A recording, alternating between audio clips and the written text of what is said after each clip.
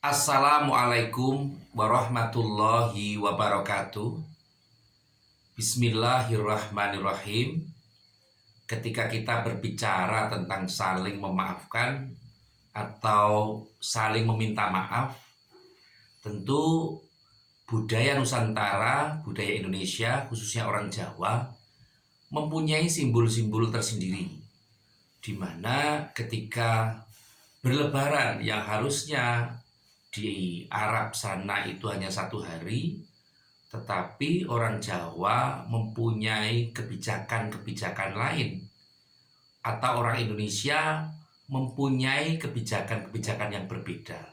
Misalnya, dalam kerangka saling memaafkan, orang Jawa biasanya menggunakan 7 hari untuk bisa memberikan waktu yang bisa dimanfaatkan dari hari pertama sampai hari ke-7.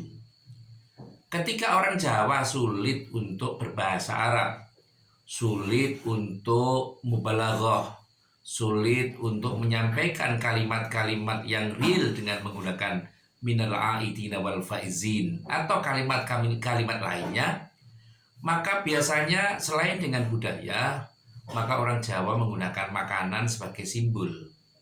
Misalnya kupat. Kupat itu dari kata ngaku lepat, orang yang mengaku bersalah.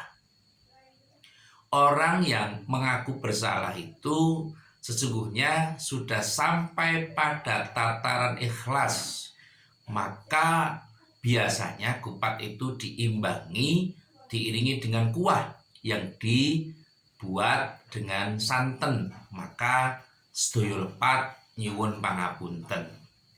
Ini memberikan sebuah kondisi bahwa orang Jawa tidak hanya praktik dakwah dengan menggunakan kata-kata, tetapi dengan mempergunakan makanan yang diijawantahkan dengan satu kondisi yang berbeda, untuk cerminan bahwa orang ini atau mereka mencerminkan satu kondisi, mengakui segala sesuatu.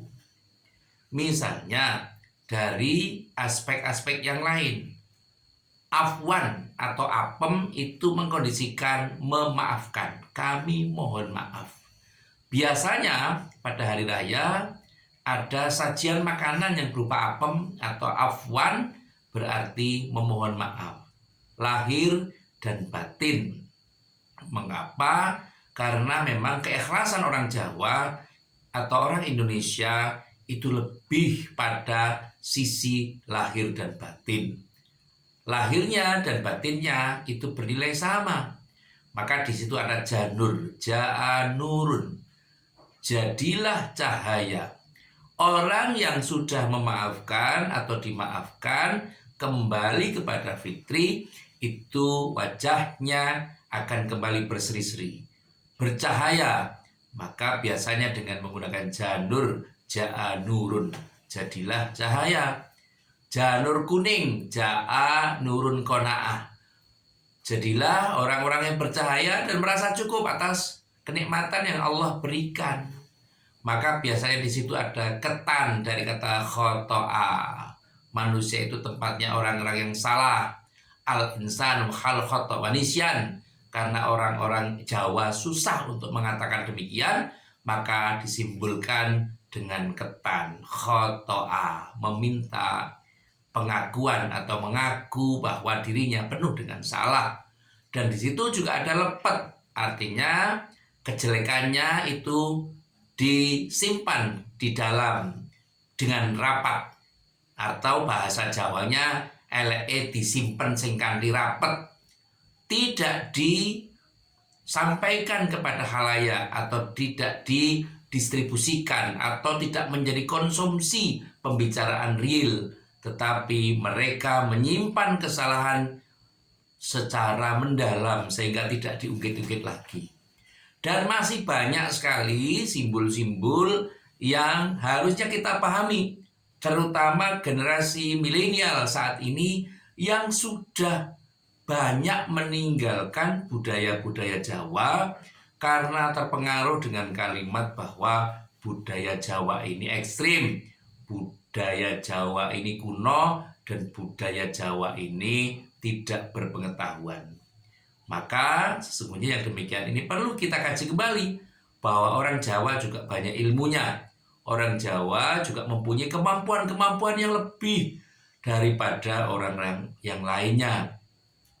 Sehingga kajian-kajian yang sesungguhnya diberikan istilah bahasa sekarang alamat, simbol-simbol itu dijadikan sebagai sarana pengetahuan bagi generasi sekarang untuk bisa memahami bahwa apa maksud dari sajian-sajian makanan itu seperti apa, mengapa menggunakan tumpeng, itu sebenarnya adalah dimaksudkan untuk bagaimana supaya 5 waktunya harus kuat, 5 waktune sing mempeng. Kemampuan-kemampuan seperti ini harus selalu dijadikan sebagai sarana. Karena orang Jawa mempunyai simbol menang tanpa ngasorake, menang tanpa harus mengalahkan, ngeluruk tanpa bolo. Ketika orang menjadikan sesuatu, memberikan klarifikasi, itu tanpa harus mengerahkan orang-orang yang tertentu, tapi cukup dengan sanepo, esem bupati, semu mantri.